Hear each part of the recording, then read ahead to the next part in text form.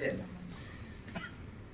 Ang nais ng Diyos, ang desire ng Diyos, is ma-restore kung ano yung sinira ng kasamaan at kasalanan dito sa mundo and even in our lives. So kung ano yung broken, binubuo niya. Kung ano yung patay, hindi siguro yung patay ng kuko, pero kung ano yung patay, binubuhay niya. At yun din ang purpose natin bilang church.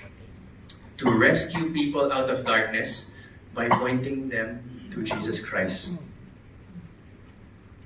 At kung pinapamuhay natin itong paniniwala natin, itong faith natin, doon makikita ng iba na buhay ang Diyos. Yan ang pangalawa, yan ang purpose natin. And then pangatlo, destiny. Destiny. Sinerge ko yung Tagalog, nahirapan ako. Kahihinatnan. Okay, our destiny. Our ultimate destiny, our final destination is